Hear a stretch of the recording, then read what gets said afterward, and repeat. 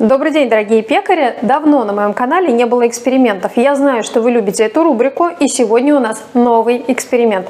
Обычно, когда я делаю пшеничный хлеб, я стараюсь максимально растянуть брожение, чтобы хлеб приобрел яркий вкус, аромат, пористый, красивый мякиш. А сегодня мы пойдем другим путем, и я постараюсь сделать пшеничный хлеб на закваске за минимально возможное время. Поэтому условия будут необычные, экстремальные, а заодно я еще проверю на вот эти экстремальные условия, на устойчивость к ним 3 вида муки, вернее 3 марки. Это будет обычная пшеничная мука высшего сорта с белком 10 на примере белой нежной. Мука тихорецкая с белком 12,5, она считается сильной. И итальянская Манитоба Ора с белком 14. Для большей пользы и вкуса я добавлю цельнозерновой пшеничной муки. И сделаем 3 разных хлеба, посмотрим, что же получится. Интересно. А вы подписывайтесь на мой канал, не забудьте поставить лайк, написать комментарий, насколько вам интересен этот эксперимент. Посмотрим в конце, что же получится. Все 3 хлеба я буду делать по одной схеме, просто базовая мука будет разной. Так, сейчас я засекаю время. Вот здесь на телефоне запускаю таймер и оставляю его идти. Давайте приступим. Первый рецепт будет на муке белой нежной с 10% белка. 260 граммов муки. Добавляю 40 граммов цельнозерновой, чтобы всего муки было 300 граммов. Закваска, конечно же, смотрите, какая у меня уже даже перебродившая. Вот так стучишь, и она оседает. Ее 60 граммов. 210 граммов воды. Вода холодная. И сразу добавлю соль 6 граммов, потому что я не буду проводить аутолиз. Я сразу все смешаю и поставлю на брожение. Замешиваю тесто. Поскольку аутолиз муки я проводить не буду, я сразу постараюсь чуть-чуть промесить тесто до более однородного состояния. Ну все, оставляем тесто, очищаем руки. Первую миску накрываю крышкой. Здесь у меня наклейка из бумажного скотча, пишу 10%. Это количество белка, там 10,3, 10,6, неважно. Отставляем в сторону и делаем второе тесто. Беру тихорецкую особую, 12,5% белка, также 260 граммов. До 300 добавляю цельнозерновую тонкого помола. Это у меня твердохлеб, 60 граммов закваски. 210 граммов воды, 6 граммов соли. Замешиваем это тесто. Замесила, видите, какое оно комковатое, неровное. Но опять же аутолиз никакой не провожу. Смешиваю все сразу. Здесь также подписываю, здесь 12,5%. И сделаю третье тесто. Беру муку Манитоба Ора, такое же количество, 260 грамм. Добавляю также цельнозерновой. Сразу добавлю соль, воду. Ну и, конечно, закваску. И замешиваю и это тесто тоже. И здесь, кстати, сразу видна более высокая водопоглотительная способность муки. Другая текстура теста, менее липкая и более собранная. Видите, какое плотное получается тесто. Сильно отличается от 2 предыдущих образцов. Сейчас мы особо все равно не промесим, потому что мука еще воду не всю впитала. Но хотя бы вмесить сухую муку, чтобы ее не было. Замесила тесто, накрываю крышкой и на наклейку пишем 14%. Я буду выбраживать при экстремальной температуре в духовке. У меня есть режим разморозки, он держит 30 градусов. И сейчас я все 3 образца теста ставлю в эту температуру на 30 градусов. Буду выбраживать, наблюдать, ну и засекать время. Сейчас посмотрим, сколько у меня ушло на замес. 15 минут 45 секунд ушло на замес 3 образцов. Отправляю в духовку. Что-то совсем я без внимания сегодня оставила свое тесто. Прошло уже 2 часа 43 минуты. Стоит оно в тепле при 30 градусах. Так, и сейчас я хочу измерить температуру теста. Я даже обминку не сделала. Представляете? 28 градусов температура теста, 29, может быть даже 30 сейчас будет. 29 и даже 30 градусов температура теста. 2 часа 45 минут. Давайте на него посмотрим. Это то, которое 14%. Ну, такую сделаем круговую обминку, честно говоря. Я даже особо не вижу, чтобы оно бродило. Да, хотя нет, пузыри есть. Есть пузыри, оно бродит. Так, 12,5%. Вообще какая рыхлая масса. Не буду мерить температуру. Видите, какое оно? Рыхлое-рыхлое. И прям теплое. Надо было сделать обминку раньше. Но я сегодня совсем не имею времени им заниматься. Поэтому вот такой у меня сегодня эксперимент. Липкое, рыхлое. Ну, тоже вроде бы бродит. И теперь самый интересный вариант 10%. Меряем температуру. 29 градусов. Напоминаю вам, что оптимальная температура брожения пшеничного теста это где-то 23-24 градуса, а максимально рекомендуемая 26. У меня 29. Ну, кстати, оно прям бродит хорошо. И я ожидала худшего состояния, то что мука белонежная все-таки слабая. Также сейчас его немного округлю, накрываю крышкой. И помещая все те же экстремальные условия, дальше еще хочу повыбраживать, потому что пока пузырей маловато. Прошло еще чуть больше часа. 3:50 у меня тесто стоит в тепле, даже в жаре при плюс 30. Достаем, смотрим. Белок 10%. Тесто бродит, пузыри. Я, собственно, этого подозревала. Поэтому я сейчас хочу уже его формовать. Сейчас я замерю температуру. 26, 28, 29. Ну, явно перегретое тесто. Я уже говорила, что максимальная температура брожения пшеничного рекомендованная 26. Так, это было 10%, 12,5%. О, смотрите, тут вот пузыри такие явные. Меряем температуру. 28, 29, ну, в общем, все то же самое. И 14%. Смотрите, как замечательно выглядит тесто. Много пузырей. Оно такое собранное, в отличие от тех двух образцов. И я втыкаю, прям чувствую, что там пузырей много внутри. Ну, те же самые 29 градусов. Поскольку я вижу, что тесто у меня активно бродит, хорошо выглядит, я сейчас буду его уже формовать. Я приготовила корзинки.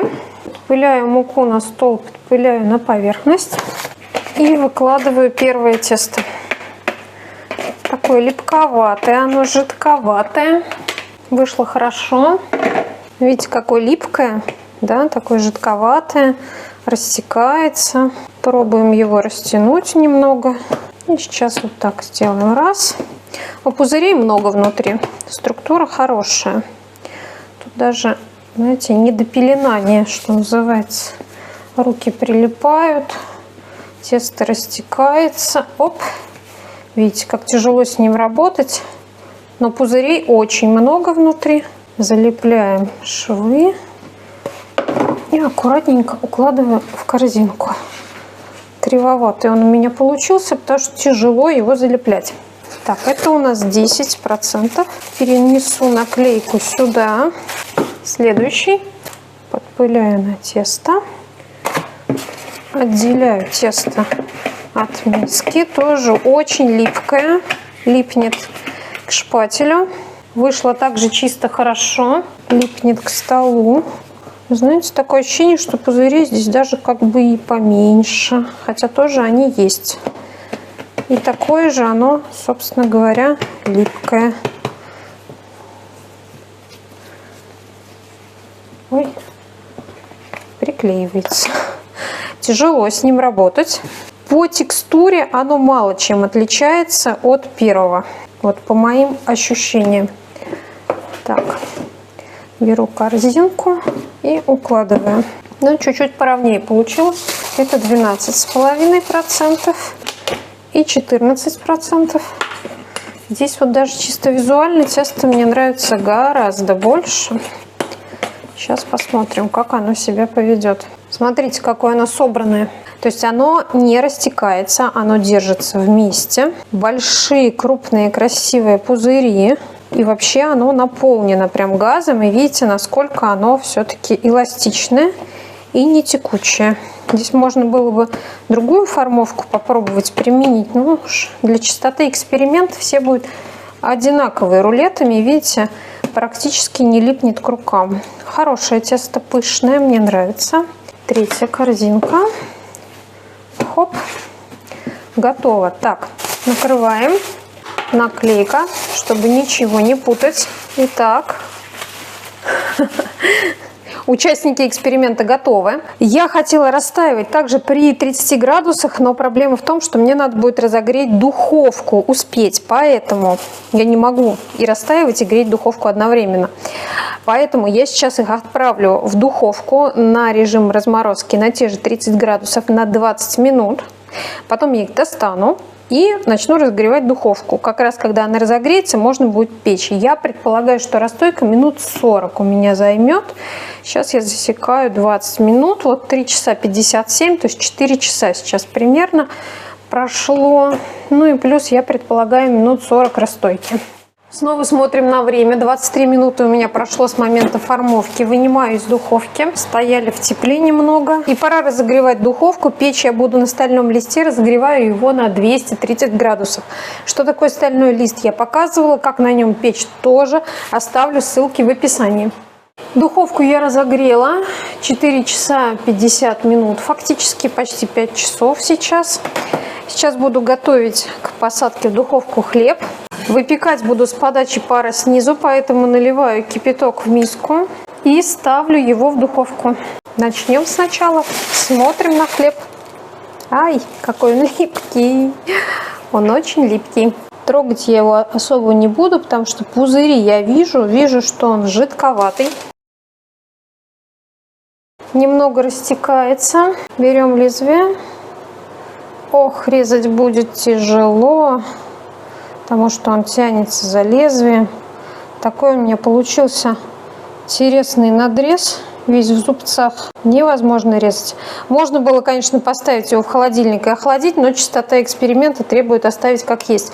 Отправляю в духовку и готовим следующий. Так, 12,5%. Почти такой же он жидкий, большие пузыри вижу. Тоже растекается. Видите, какой? Ну, режется примерно так же. Даже надрывается шкурка у него. Ну, как смогла, так разрезала. Отправляю второй. И 14%. Здесь гораздо крепче все. Видите, он не растекается, хотя он такой же нежный. Делаем надрез. Тоже не очень просто, но гораздо меньше тянется лезвие. Такие зубчатые у меня сегодня будут надрезы. Отправляю третий. Засекаю 15 минут, потом достаю миску с кипятком и допекаю примерно еще минут 20 при 200 градусах. Ну что, пришло время увидеть результат. 5 часов 41 минута. Останавливаю на этом. Доставать буду в обратном порядке. Это 14% белка. Это 12,5%. Это 10% белка. Как вы видите, все хлеба выглядят вполне достойно. Они все разные. Окончательно рассудит, что из этого вышло только разрез и мякиш. Даю им полностью остыть, а потом посмотрим обязательно. Ну что, настал момент истины. Хлеб у меня остыл. Этот из обычной муки с белком 10, этот из более сильной и этот из сильной итальянской муки. Давайте посмотрим, что же у меня получилось по ускоренной технологии выбраживания. Чисто внешне все хлеба вполне неплохи и достойны. Давайте смотреть. Это из муки, у которой 10% белка. По-моему, очень достойно выглядит, прекрасно. Я не ожидала. Я ожидала гораздо худшего результата и думала, что эта мука просто не выдержит и тесто превратится в кашу. Но, видимо, испортить мне не удалось. Видимо, я все-таки подобрала оптимальное время выбраживания. Переброда не произошло. На запах прекрасный хлеб. Никакой кислоты в запахе нет. И мякиш очень даже приличный. И мне нравится. Неожиданно. Я думала, результат будет хуже. Второй. Вы знаете, здесь я ожидала лучшего результата. Здесь вот эти вот пустоты под коркой говорят о начинающемся переброде. То есть, когда тесто вот в этой части начинает уже опадать, корка еще держится и возникают вот такие пустоты. Честно говоря, ожидала от этой муки лучшего и большего. Думала, что будет примерно вот так. Но вы видите, какая разница, да? Очень интересный результат. Неочевидный, прямо скажем, но это, видимо, зависит от качества самой муки, даже не от количества белка, а от качества самой муки. Ну и третий. Смотрите, как интересно, очень структурно, так художественно распределились пустоты и крупные, и мелкие. Здесь большеватый пузырь снизу, но это, возможно, я при формовке загнала, но вообще очень красиво. И, кстати, я не могу сказать, что вот этот результат на обычной муке хуже.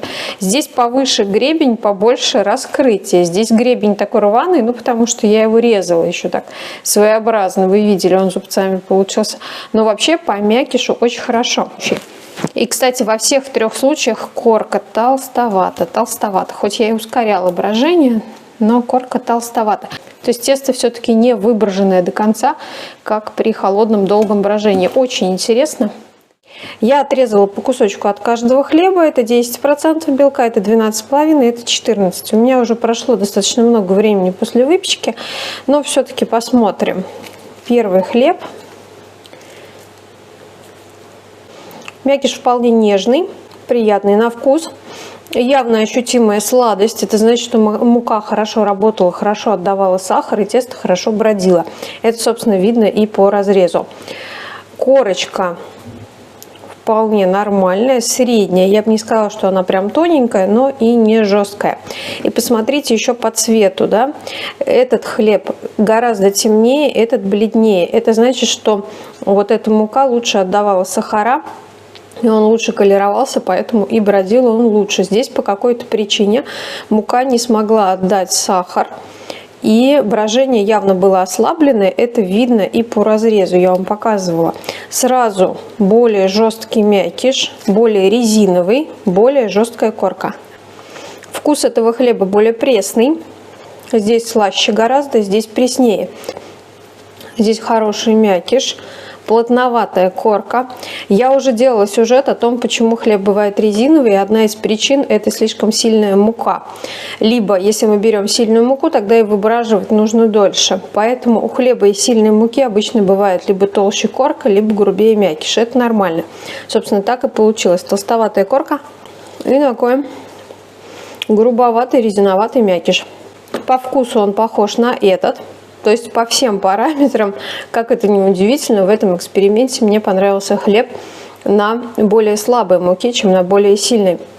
Возможно, стоит повторить эксперимент и сделать выбраживание еще дольше, чтобы вот все-таки из этой муки хлеб уже перебродил и потерял свое качество, а эти раскрыли себя максимально. Но я думаю, что результат я могу спрогнозировать, поэтому повторять, наверное, не буду, только если вы этого захотите, либо повторите сами. Ну а на этом все. Я думаю, эксперимент был интересный. Пишите свои комментарии, ставьте лайки, подписывайтесь. И мы с вами продолжим печь и испечем еще много всего интересного.